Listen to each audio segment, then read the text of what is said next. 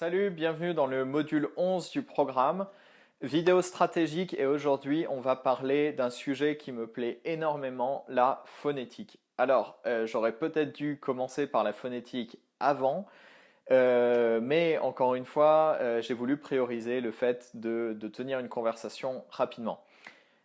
La phonétique, c'est un truc qui est hyper négligé en France. Je ne sais pas pour les autres pays francophones, ouais, mais en France, c'est un truc qui est complètement négligé dans la langue et qui pourtant est central. C'est-à-dire qu'on considère que la grammaire, c'est le pilier. Donc encore une fois, je vais taper sur la grammaire, mais il y a une raison, c'est que voilà, on met la grammaire centralement dans la langue comme quelque chose qui est hyper important. Et il y a une raison, on aime intellectualiser les choses, on aime la grammaire, c'est tangible, ça a des règles, ça a des choses fixes, on sait quand c'est correct et quand c'est pas correct. Et la phonétique, c'est même parfois présenté comme c'est bien si tu prononces correctement. Mais moi, de mes souvenirs d'anglais, que ce soit au collège, au lycée ou à l'université en LEA, et c'est ça le comble, c'est que j'ai appris l'anglais avec des profs, donc je prends l'anglais comme exemple parce que ça parle à tout le monde, j'ai appris anglais avec des profs d'anglais qui ne savaient pas parler anglais, c'est-à-dire qu'ils avaient une prononciation qui était tellement à côté de la plaque, c'est pas, ils avaient un accent français, c'est-à-dire non, c'est pas correct. C'est-à-dire que ces gens-là ne devraient pas donner de cours, ils n'auraient pas pu passer un examen. La phonétique, c'est presque l'élément le plus important dans la communication dans la langue. C'est-à-dire que tu peux ne mal prononcer un mot, c'est prononcer un autre mot, c'est ne pas parler la langue. La phonétique, c'est super important. Et donc en France, on ne travaille pas la phonétique et on nous apprend en gros que voilà, c'est ouais, il y a un accent britannique. Je prends l'anglais comme exemple parce que c'est parlant pour la plupart des gens. On a un accent britannique, il y a un accent américain, et puis comme si en fait nous quand on parlait anglais, on n'avait pas d'accent et qu'on allait ensuite apprendre un accent britannique ou américain. Donc c'est faux. Généralement, quand on apprend une langue et qu'on ne travaille pas la phonétique, on n'a pas un accent français, on a une phonétique incorrecte. Une phonétique incorrecte, c'est simple, c'est tangible en fait, et c'est ça qu'on ne nous apprend pas, c'est que la phonétique, c'est quelque chose de réel, de concret. On a l'impression juste qu'il y a des gens qui ont une bonne oreille, et c'est un peu comme la musique, il y a des gens qui ont une bonne oreille et qui entendent les sons, il y en a qui sont bons en phonétique, qui arrivent à les reconnaître, puis parfois on entend des choses comme si c'est pas ta langue maternelle, tu seras incapable de prononcer correctement. Alors il y a du vrai, hein. Ce qu'il faut savoir, c'est que la phonétique, c'est la chose la plus physique dans l'apprentissage de la langue. C'est-à-dire que ta langue, tes lèvres, ton larynx, toutes tes cordes vocales, enfin tout ton appareil phonétique, donc qui est un organe, qui est un ensemble d'organes, est quelque chose qui se forme quand tu es enfant, avant l'âge de 4-5 ans, je crois. Avant ça, en fait, tous les êtres humains naissent sans forme spéciale de l'appareil phonétique et surtout pas de. En fait, un bébé est capable de reconnaître plus de sons différents, en tout cas peut apprendre à reconnaître plus de sons différents qu'un adulte. Et en fait, ce qui va se passer au niveau de la phonétique, c'est qu'on va filtrer en fonction de notre langue maternelle. Un bébé espagnol, il va apprendre à reconnaître les sons espagnols, il va apprendre à produire les sons espagnols. Et quand il grandira, il sera handicapé pour produire des sons français, donc des phonèmes, donc un son particulier, français, finlandais, enfin des sons qui sont différents dans d'autres langues, et il va essayer de les prononcer, mais il va utiliser les seuls sons que lui sait produire et qu'il connaît, et il va prononcer d'une façon incorrecte. Par exemple, en français, on n'a pas de i long. Donc quand on entend des mots, alors je vais essayer je vais essayer pas de prendre un exemple, mais pitch et peach, la plupart des Français entendent la même chose en fait. Et peut-être que tu as entendu la même chose. Pitch, peach. Et en fait, il y en a un qui est court et l'autre qui est long. Et pourquoi on entend un seul son en français? Eh bien simplement parce qu'en français, on a un seul i. On a seulement le i.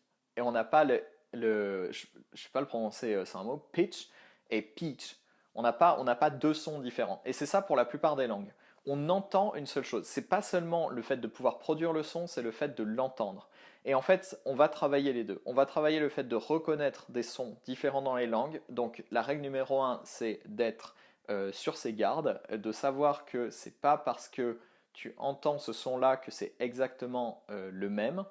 Par exemple, on peut faire un exemple très simple si on prend des sons qui sont à peu près les mêmes, mais un français qui va prononcer bien sûr en anglais avec un accent français, ça va donner quelque chose comme of course, et la façon correcte, ça va être of course. Et c'est à peine, c'est-à-dire que le off, c'est pas un O en fait, c'est différent comme son que le O français. C'est légèrement plus en arrière dans la bouche, c'est légèrement plus proche du A. Donc c'est plein de nuances comme ça la phonétique.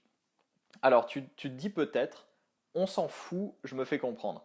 Et tu as peut-être raison, mais ce qui se passe quand la phonétique est mauvaise, c'est que ta capacité à comprendre est mauvaise. Enfin, c'est-à-dire que toi, tu as une façon de te représenter les mots qui collent peut-être à l'alphabet.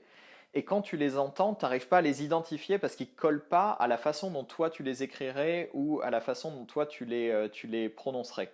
Donc, travailler la phonétique, ça permet, enfin, c'est aussi important pour pouvoir reconnaître les sons. En fait, il y a deux choses, reconnaître les sons et pouvoir les produire.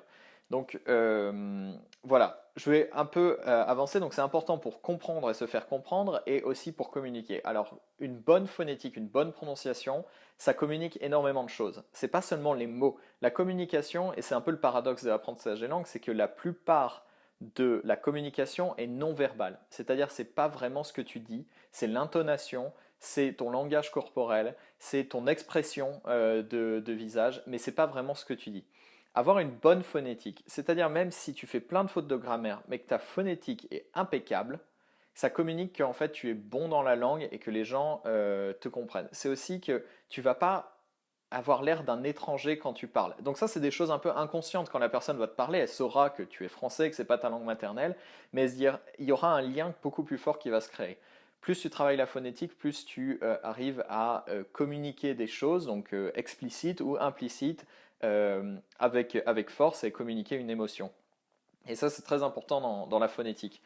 Euh, alors, voilà, le conseil classique qu'on donne pour travailler la phonétique et qui est, je ne sais pas d'où sort ce conseil et je pense qu'il vient de la plupart des locuteurs natifs qui ne comprennent pas ce que c'est qu'une différence de phonétique entre une langue et une autre. Ils ne comprennent pas que c'est une différence concrète et que les gens, un, n'entendent pas forcément les bons sons et deux, n'arrivent pas forcément à les reproduire. Parce que le conseil qu'on entend, c'est il faut juste écouter beaucoup la langue et beaucoup parler. Alors, beaucoup parler, je suis assez d'accord, mais écouter la langue, ça ne suffit pas. Parce qu'au bout d'un moment, tu vas apprendre à reconnaître la langue, tu peux avoir une écoute et une compréhension impeccable et toujours avoir un accent ou en tout cas une prononciation qui est à côté. Pourquoi? Eh bien simplement parce que tu entends des sons, quand toi tu les reproduis, tu ne te rends pas compte que tu les prononces pas de la bonne façon. Pourquoi? Ben parce que ton cerveau n'entend pas la différence entre le son correct et le son que tu prononces. Il l'entend pas. Du coup, il te faut un feedback extérieur. Et c'est tout ce qui va être important cette semaine à travailler.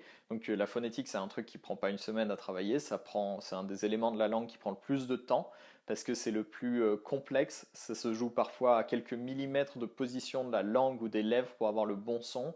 Puis tu as l'intonation, donc ça prend beaucoup de temps. Mais ce qu'on va travailler cette semaine, c'est un peu faire un sprint sur la phonétique et corriger certainement tes erreurs les plus fréquentes.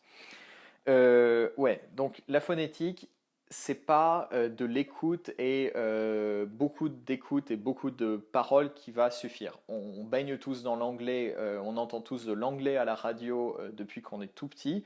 C'est la langue qu'on entend le plus et pourtant, si on n'apprend pas à bien prononcer l'anglais, eh ben, on a tous un accent très fort français.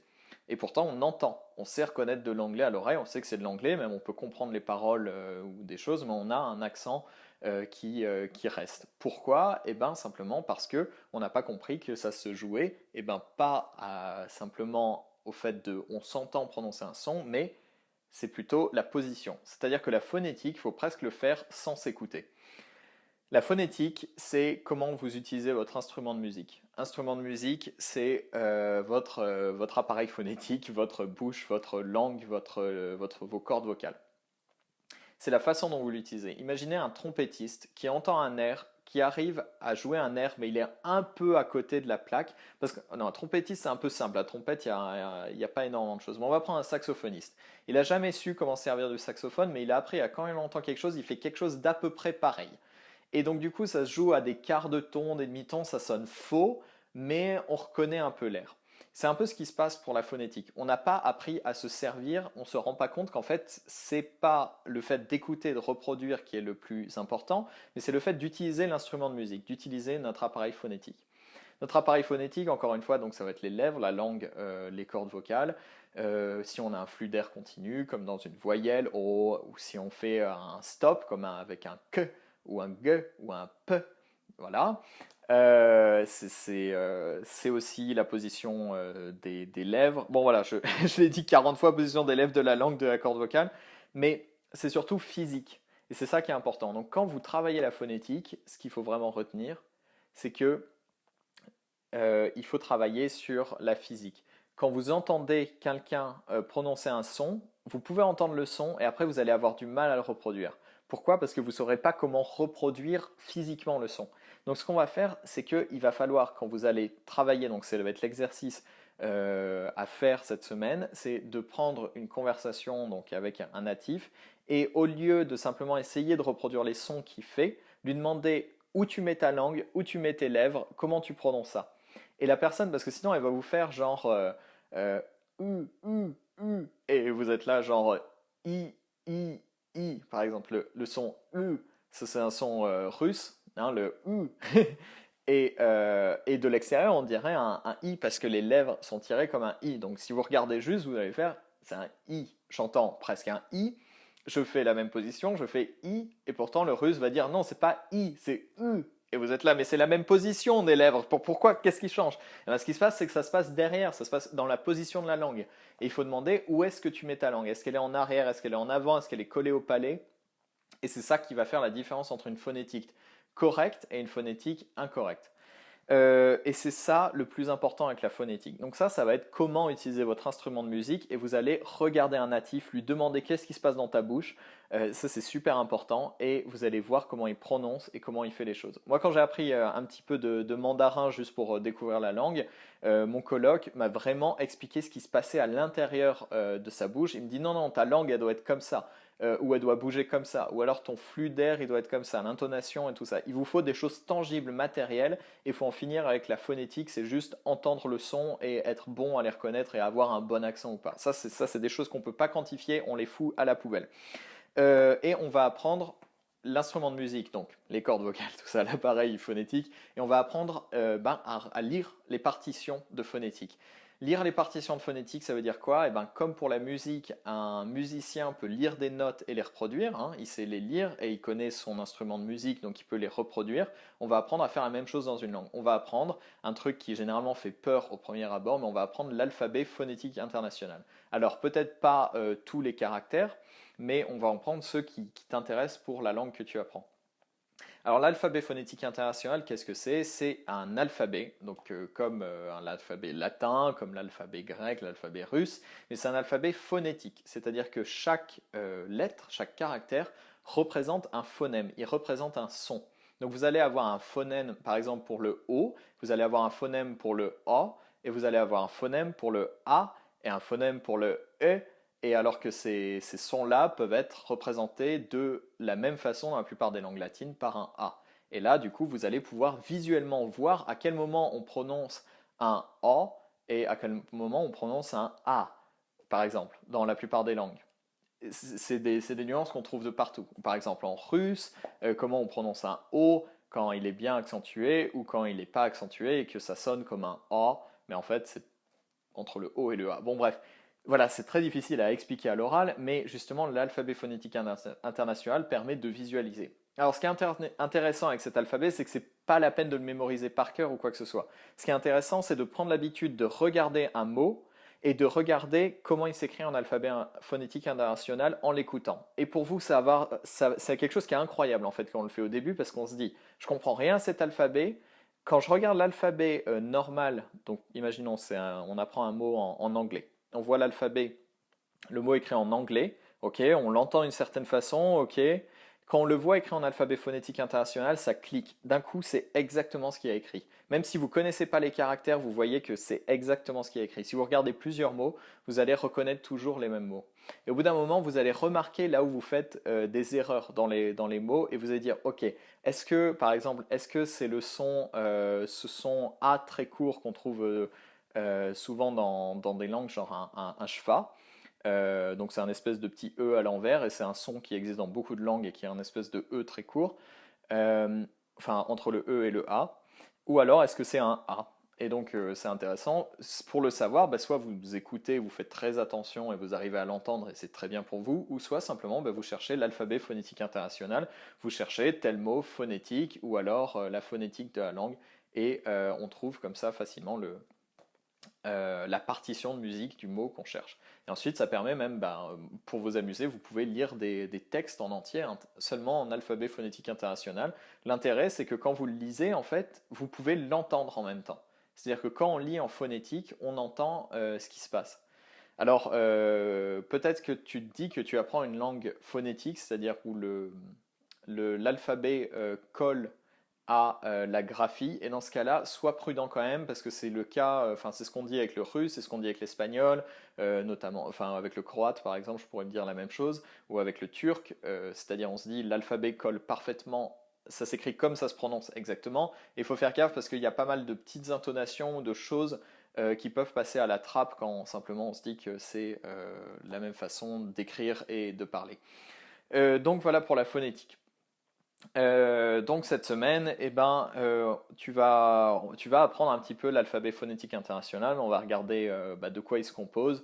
Et puis surtout, tu vas le chercher pour la langue que tu apprends.